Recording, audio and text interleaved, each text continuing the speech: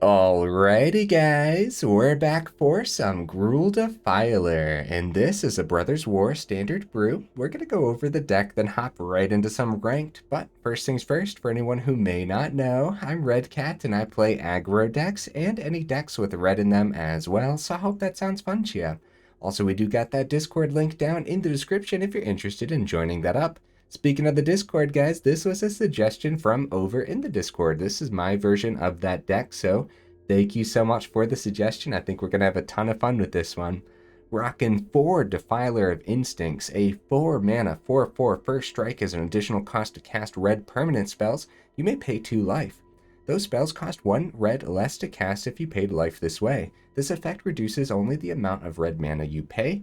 Whenever you cast a red permanent spell, Defiler of Instinct deals 1 damage to any target. A pretty sweet 4-drop that just doesn't see enough play, honestly. Seriously though, the first strike on this is pretty nasty too, huh? Then we got a couple Defiler of Vigors on the very top end here.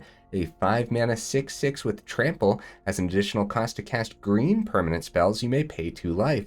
Those spells cost 1 green less to cast if you paid life this way.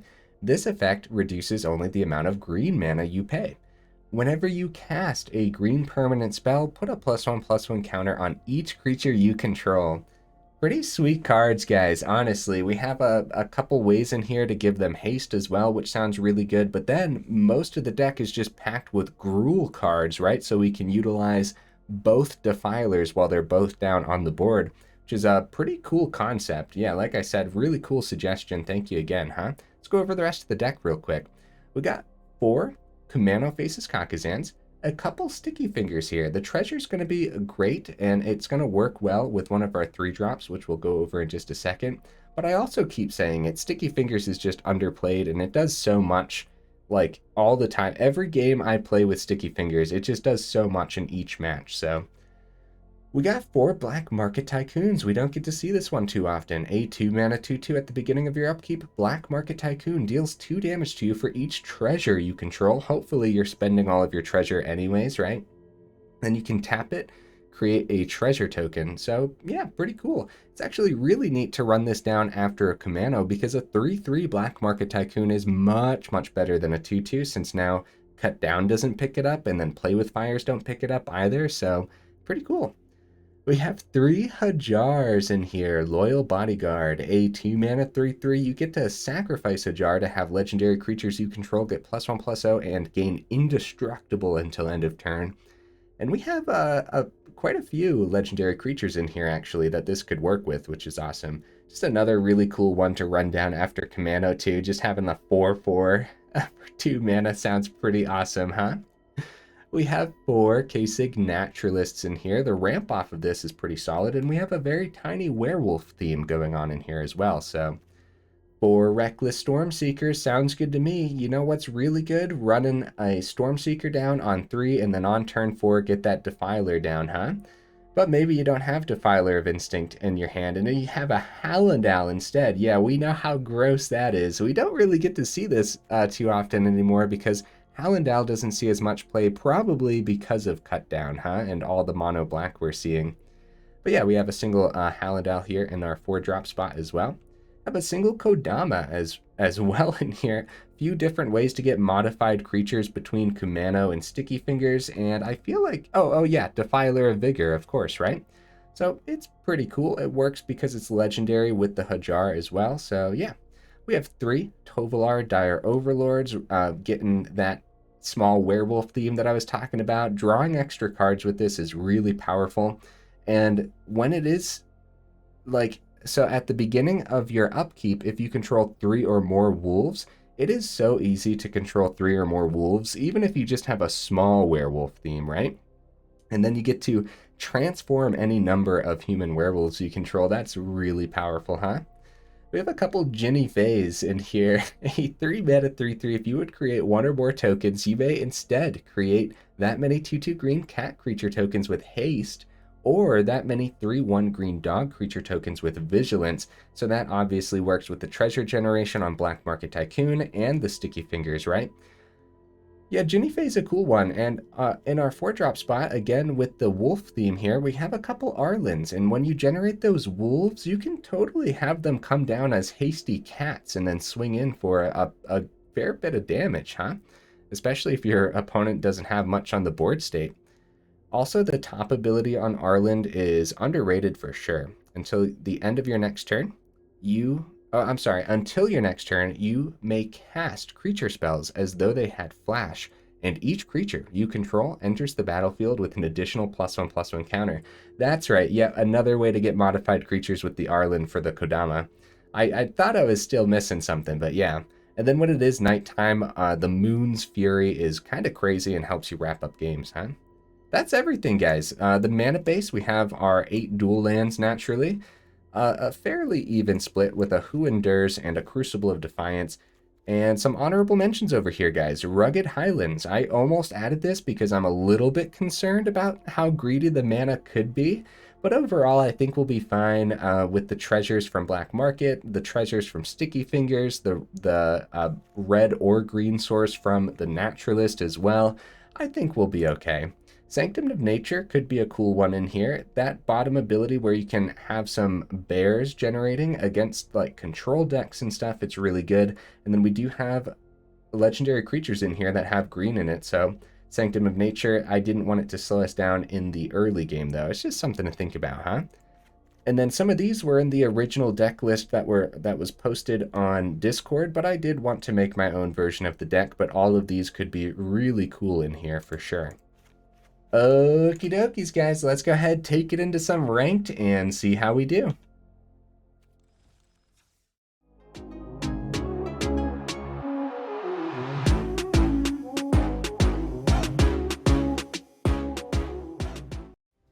All right, as always, we'll see if we can get right into that first match, huh? You know, while we're waiting, we might as well talk real quick about our 2023 sub goal. Usually I forget to bring it up until the very end of the video, but hey, I remembered this time, huh? So it's set all the way up at 5,000. So if you want to help us reach that goal, then please consider subscribing because of course it is much appreciated, friends, and we have all year to reach it. You guys are doing great so far, so thank you so much for that. Ooh, good hand. Woo! Look at that. Look at that hand, guys. Oh, buddy. There's something so satisfying about Gruul, man. Like, I say it often, but like, I can't really decide if I like Gruul or Boros more because my favorite's mono red, obviously, right? And then in second, it's like a tie between Boros and Gruul, but there's just something so satisfying about red and green being together. Let's see here. Well, we can't swing into the Amalgam with the Etching, unfortunately, but we could buff the Etching, and that's a pretty good trade for us. I like that. I like that. We could just swing with, let's grab a red source, no, a green source. Make them think we have like a Tamiyo safekeeping or something. We could have just swung with, Stormseeker, but I kind of don't want that Amalgam to be on the board. Yeah, we could have had 2 3/3s and then it wouldn't have traded with anything. Oh, they take it anyways, okay. So the green, they might have thought, well, either way, the damage got through, so that's good news, huh? Yeah, either way, like a trade there for us would have been really good too. Hail Swipe, oh, gross. Gross. Pack Leader comes down. At this point, I wonder if we swing in with Jinnie. Ooh. Ooh, Tovolar. Okay. I am concerned about what that last forest is. But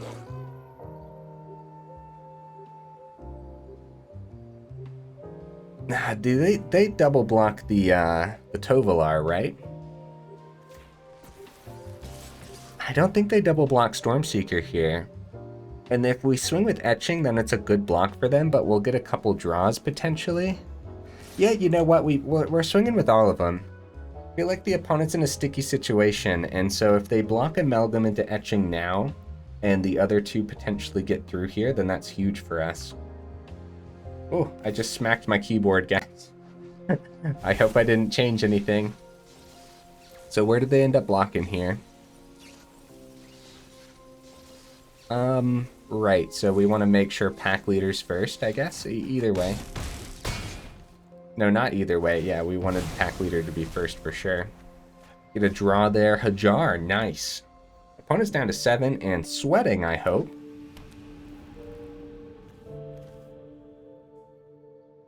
It's been a while since I played with Rootwire Amalgam, guys. I kind of missed this card. This is one of the first cards we played with from the new set, and we just had a freaking blast with it. Oh, they have so many blockers. Okay. Oh, more land. Oh, that's bad. That is very bad. Crap. At this point, we need to... Oh, I shouldn't have played the forest. I should have played... No, we needed the triple green. We needed double green for Jinnie Faye. That's right, that's right. Then we needed another green for the Hajar as well, so... Well, we can't really get through here nicely. Yeah, we should wait. A lot of 3/3s here on the board. Yeah, hopefully they don't match us in creature count next turn, and hopefully we draw something that isn't land. Because we don't need that much land, for sure. I mean, we have a lot of ramp in here, too, so... Wait a minute, how much land am I running? Oh, I hope it's only 24, guys. I hope I didn't put 25 in here, because we have so much, like, ramp and treasure and the Naturalist and everything, so 25 would be overkill for sure. Oh, more land. Oh, no. Oh, this has been happening a lot to me these last couple days. Yeah, they matched us in creature count. The Hajar could be good here, potentially. They're at 7, guys. If we slip up even a little bit, they can start to run away with this easily. So, I don't want to get too greedy. We don't want them to get the Simulacrum back from the grave.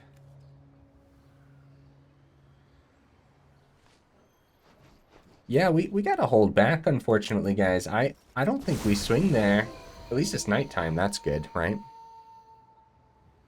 That's good, at least.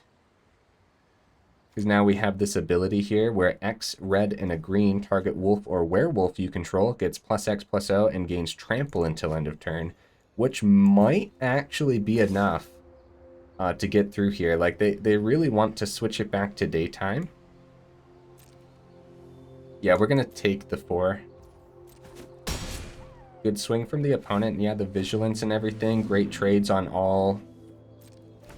everything there. Ah, they're gonna switch back to daytime? No, it's still nighttime. This is huge for us, guys. Sticky fingers. Way too excited about that for no reason. I mean, the menace is good. But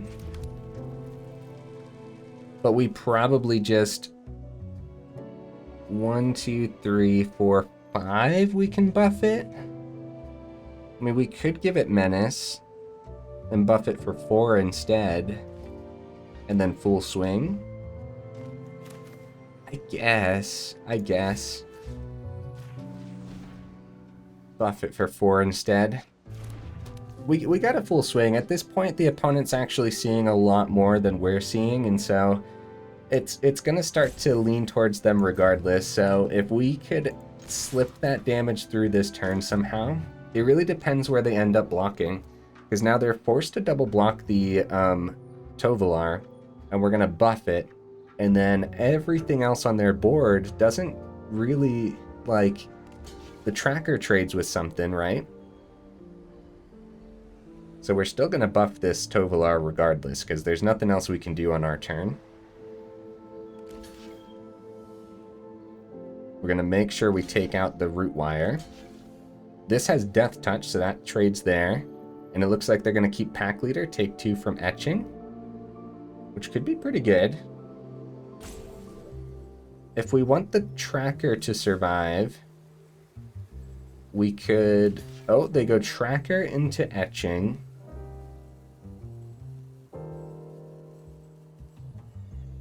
I wonder what's in their hand, too.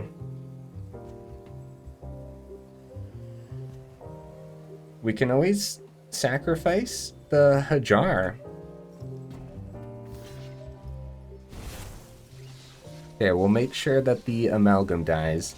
That's 6 blocking there, right? So first we're gonna buff this. X is 4. The only werewolf. That's all of our mana. We got 3 getting through with the Hajar. And we have 2 getting through with the Tovolar. Is every... Because we can buff... No. Like, we can keep the Tovolar around, but the Hajar hitting through for 3 is really good. So I'm gonna keep the Hajar. We get to draw here. Create some treasure tokens. We get to draw 2, Sticky Fingers and the Kodama and a Mountain. Oh, guys, we are not drawing well at all. Alright, well, at least we got the opponent down to 2. I wonder if we would have been able to... If we wouldn't have put Sticky Fingers, I wonder if they would have only blocked it with 1 creature and then maybe the Trample. I doubt it, though, you know? We can't play a game and just, like, rely on an opponent to accidentally let damage go through, you know what I mean? Hopefully they're not drawing too well as well, because if they just keep playing creatures every turn, we're not going to be able to keep up that well. Oh, full-blown Root Wire Amalgam, and the Pack Leader gets a little boost here. Okay, Arlinn, nice. It's still nighttime, guys. Man, Arlinn's a really good one. Very, very nice. Okay.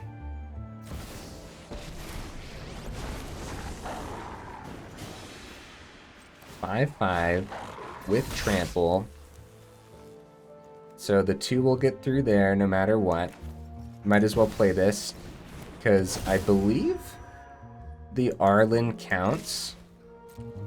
Gotta swing every turn. It doesn't matter. The opponent can run away with this at any second. They can't block it with Tracker. They're forced to block it with Amalgam, and then they're forced to block Tracker into the Hajar, so...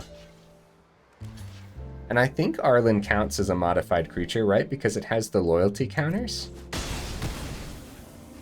But yeah, it didn't get damaged through anyways. Oh, it's gonna be daytime now, though. Dude. I mean, that was a great swing for us, let's be real. Like, getting the Amalgam off the board is pretty big before they get, like, a big old chunky golem. Olvenwald Oddity. Oh, buddy.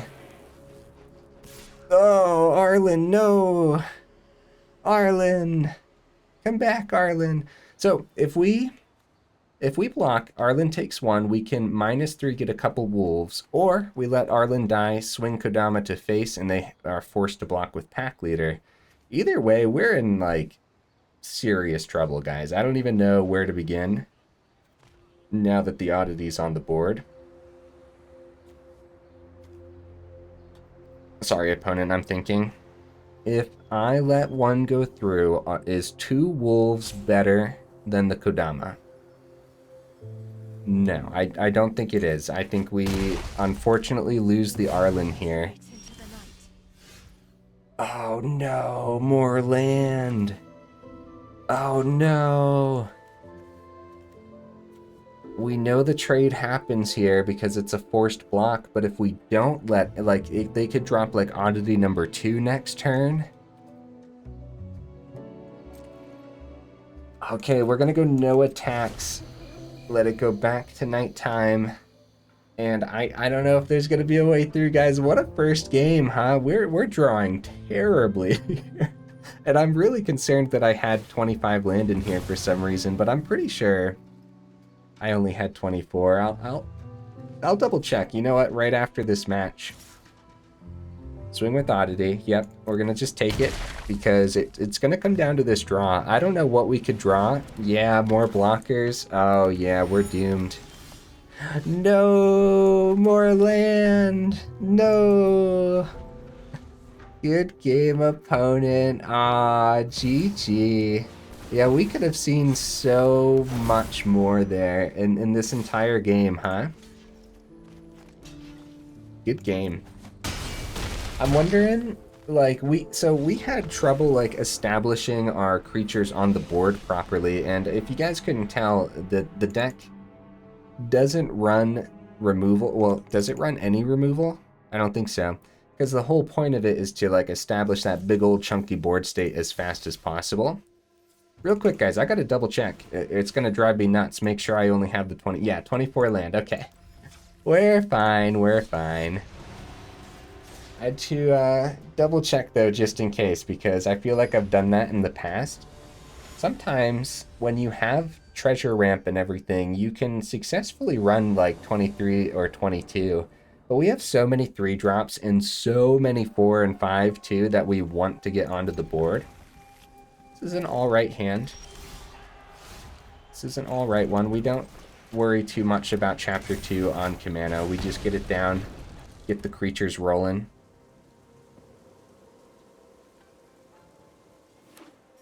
And we might draw a 2-drop too. We did not this time, but that's okay, because we have 3 mana and terrific cards piling into our hand. Ooh, John. What are you looking at my Kumano for? Oh. 5 color? 4 color, I mean, maybe they're skipping... What? Hello? The Lurgoy. Okay, we got something fun and unique over there with the opponent. Sticky Fingers on Etching is actually pretty good. And then we can get like Kodama down on the same turn and get that ready for next turn. This is actually pretty solid. I like it. We have a couple surprises with a couple Stormseekers 2 turns in a row if we don't see the 4th mana. If we do see the 4th mana, it still might just be a Stormseeker.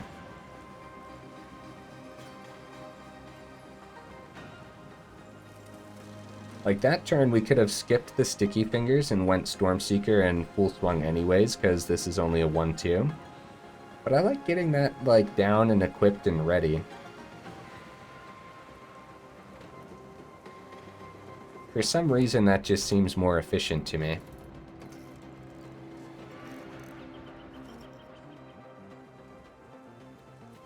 Yeah, this is going to be fun, guys. We never see a deck like this. Soul of the Windgrace, sure. Holy cow.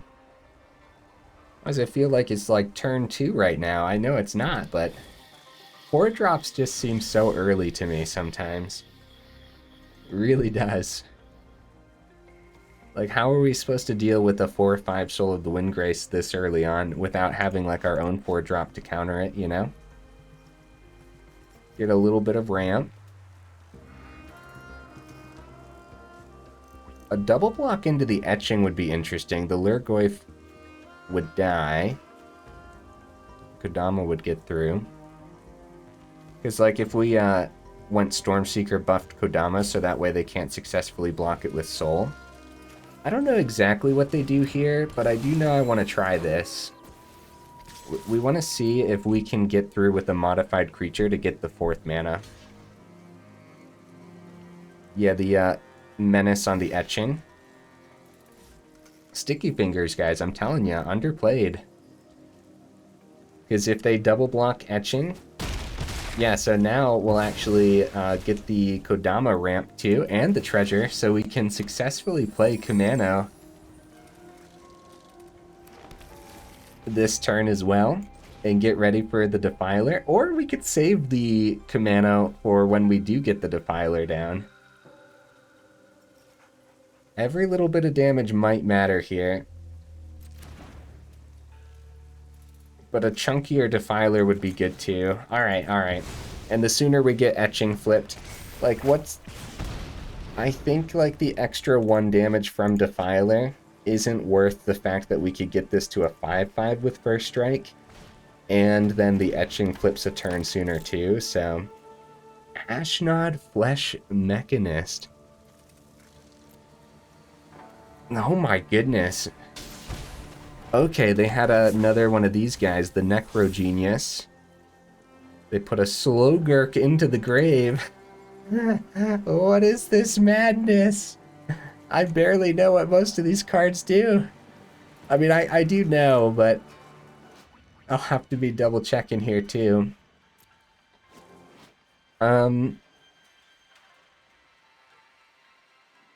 So that's pretty cool. So if they had like 7 mana... Oh, X creature cards. I thought that was going to be... Never mind. Oh. Then you can transform. They'll have that ready next turn. Found some mana here. Let's get that Defiler down. I have 1, 2... give the Defiler haste is pretty good. Oh, they don't have a blue source open, guys. They don't have a blue source. Let's go.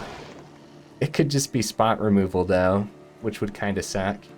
We're trying it. It is spot removal, too, isn't it? Maybe not. It is. Ah! Oh! They're waiting? Double block into Stormseeker isn't too bad. Let's see what happens. Let's see what happens. This is like another one of those games where if we're not careful, the opponent could probably just run away with this. Death Touch. I was going to say we have first strike.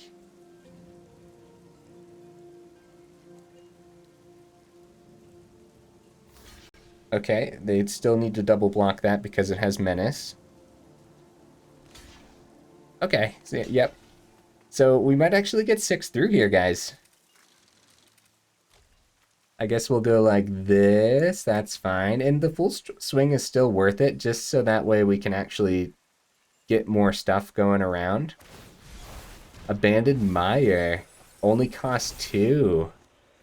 Oh, that is sick.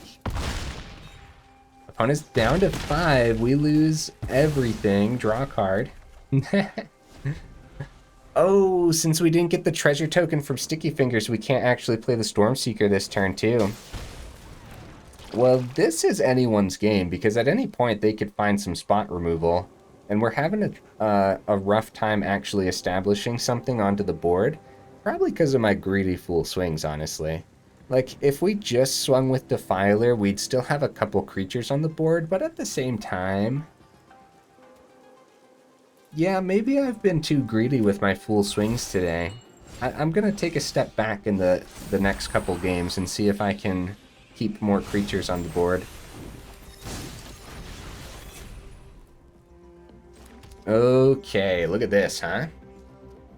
Where to even begin? So we can go... We'll keep 4 open, so we'll pay the 2. If we pay the 2, we can play everything if we pay the 2 every single time.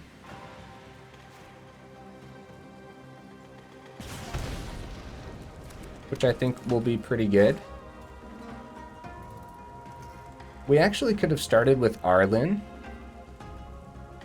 And then plussed the Arlinn, but I was going to go Wolves to get a little wide here. And then I'm going to give haste to the Stormseeker. Block there. Yeah, maybe I should be a little bit more cautious. Alright, yeah, we play everything before. That way we get maximum amount of damage to the opponent's face. Because they still have 2 cards open over here too. We're going to go Wolves with the Arlinn. Yeah, we do all this before combat to make sure there's nothing fancy actually taking care of the Defiler. Like I said, we could have went plus on Arlinn to get counters on here, but I think the Wolves is just better. They have great double blocks. Like, terrific double blocks. So if we swing with all three, then that they need to have something. Yeah, I don't know, man. It feels like we've had pretty greedy full swings, but it might actually be working out right now. Block the 2/2, block the 5/5. And then if we get to keep Defiler, get a couple wolves down. Get pretty greedy full swings. But again, they had some great double blocks here, so I don't know, man. I don't know. My brain hurts. Send help. This is definitely one of those decks where you have to constantly consider full swinging, but at the same time, the opponents today have had these big old chunky creatures, and that's pretty scary. What we want to see next is any red card, right? Let Defiler of Instinct wrap up this game. Who endures? They're gonna hit a land. Okay.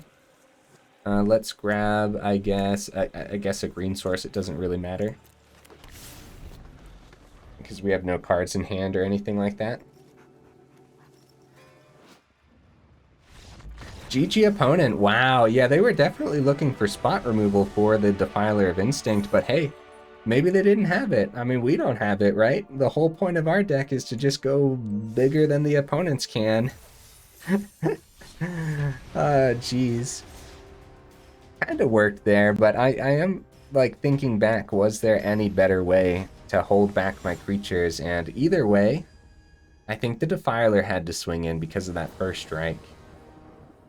But then again, yeah, I don't know. It really depends. Yeah, and that last one, they would have had to block with a whole bunch to stop that Defiler, but they had 2 mana open. We can't forget about that. So at any point, a little bit of spot removal could have done a lot for them.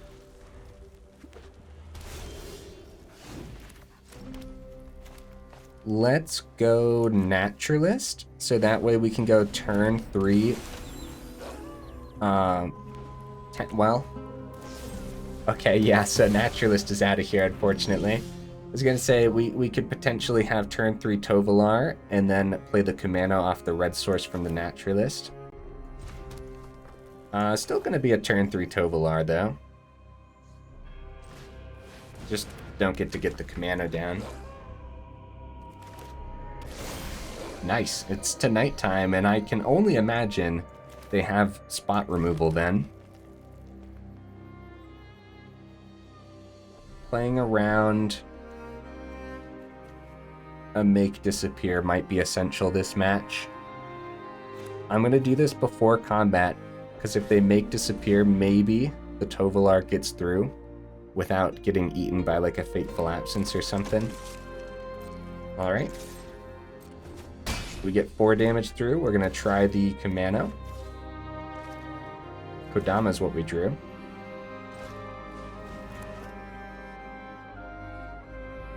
Is it gonna be a make disappear for Kumano? Or a deck like this could... Oh, a Syncopate. Okay, well that's pretty good for us, guys. We got to get... Yeah, we have the Hajar on the board. It is back to daytime, unfortunately, but it's not crucial for this deck to be in nighttime. Ooh, back to nighttime because Wandering Emperor exists, I guess, right? And Reckless Stormseeker's huge, man. Playing around to make disappear. Yep, we're trying the Stormseeker next.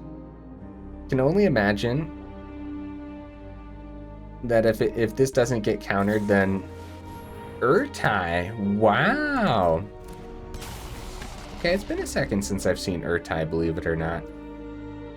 We get a draw here, which is good. They have a trade with Tovolar. Or, I'm sorry, they have a trade with Hajar, not Tovolar. So, like I said, I'm going to try to be a little bit more cautious with my creatures and see if that helps at all. Because, like, Hallandal can help grow the Hajar too, so more mana, that's pretty scary.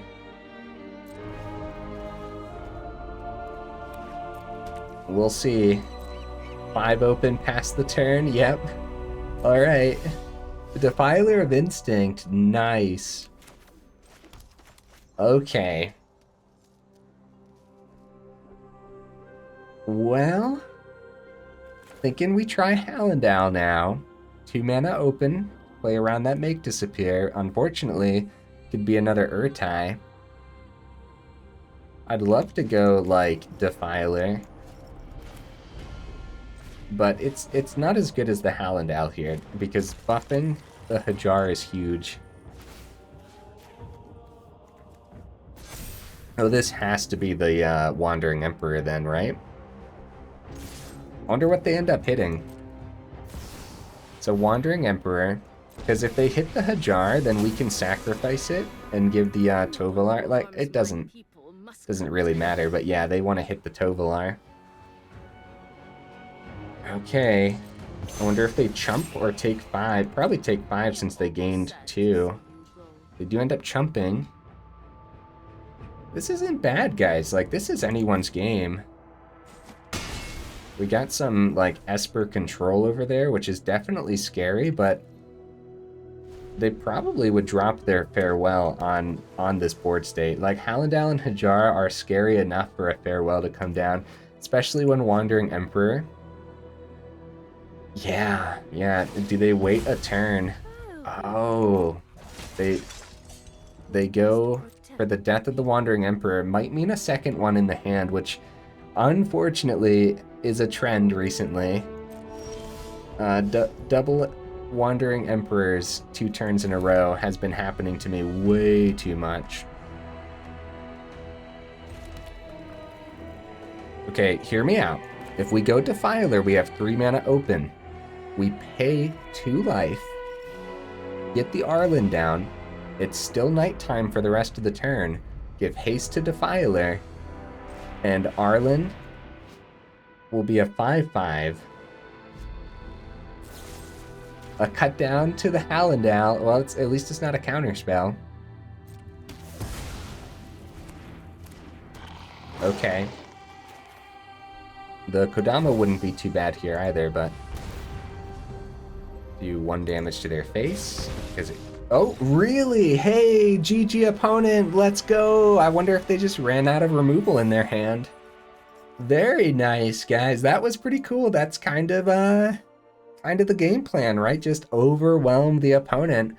Yeah, this was about to be a 5/5 werewolf with Trample, Indestructible, and Haste. It's too bad that we weren't able to give like the Defiler haste with the Hallandal, but still, really cool, huh? I was anticipating just more removal. Like, they had so much mana open too, so I'll take the victory though. Oh no, we're 38 minutes in. How many games did we get in? I feel like we barely played. Then again, it is Gruul, so I have so much fun with Gruul. Of course I want to keep going. Here's the deck list again, guys. There's actually a lot to be said. Could we take some stuff out to add some removal, and what removal would we want to add? There's not a lot of options, I would say, for Gruul. In a deck like this, I guess some fight spells wouldn't be bad, right? The Tail Swipe that the opponent was running in the first game was pretty gross. Like, that is like a perfect card to see against another creature deck. When you get to give your own creature that +1/+1, it just gets around so much, right? So Tail Swipe could be really good. Of course, like Bushwhack could work too. We could help find some mana, which apparently we didn't need because we drew a ton of our mana. 24 felt like too much sometimes, and going down to 23 would probably be pretty detrimental because we have so many 3-drops that you want to see on turn 3, period. But again, Naturalist helps us ramp a little bit, kinda sorta, if it survives. The Black Market Tycoon we didn't get to see today, did we? Oh no. Oh well. Either way, it kind of helps you ramp as well, and the Sticky Fingers too. So going down to 23 is an option. We have so many 4-drops too, though. Oh man. I don't know. Honestly, as far as the mana goes, more testing's required for sure. So other than Tail Swipe and or Bushwhack, like we could think about some more protection for our creatures between Tamio's Safekeeping. Oh, guys, there's a new card coming out in the next set. I'm not sure what it's called, but it's kind of like Tamio's Safekeeping, but it's like X and a green and it buffs your creature. Dude, it looks so good. I can't wait to try that card. Anyways, you could try some burn spells too, potentially, lightning strike, stuff like that. But when you add, the more that you add, the less of the whole Defiler theme, like, because Defilers is red permanent for Instinct and green permanent for Defiler of Vigor, right? So you're kind of taken away from that theme if you're adding things like Lightning Strike and Tail Swipe and Bushwhack, or Kami's Flare could be cool in here, but honestly, there was a lot less modified creatures than I was expecting, but still ways to get modified, so I think the single Kodama was fine. Helping us get that land that one game was awesome, and I think that would happen often enough, especially with like the counter on Kumano faces Kakkazan, because that rarely misses. Usually that second, when you have a big creature deck like this, that second ability on Kumano usually always hits and gets you that extra counter, which is one of the reasons why it's such a powerful card, you know? Arlinn is sweet, guys. Holy cow. Like, we keep bringing it up here on the channel and in the community as well, right? It's just like, it's just a good planeswalker. Like, you don't even need to have this in a wolf deck to be like solid. Just a good top end for an aggro deck. I really like it. Yeah, it's really good actually. It's too bad we didn't get to see Defiler of Vigor today as well. Might have to revisit this one after the new set releases too, because we got some new Gruul cards, just like really powerful green cards. Like, this could be a really fun one to revisit after the new set for sure. Jinnie Fey didn't get to do much except be a 3/3 today, but I think overall the token generation in here between the Arlinn, the Black Market, and the Sticky Fingers, it also fits that legendary creature theme for like the Hajar, so there's just like a lot of little synergies going on that just needs more testing overall, huh? Guys, if you made it this far into the video, then for real, y'all are champions. I super duper appreciate you. I hope you enjoyed the deck because I did. I will see you in the next video.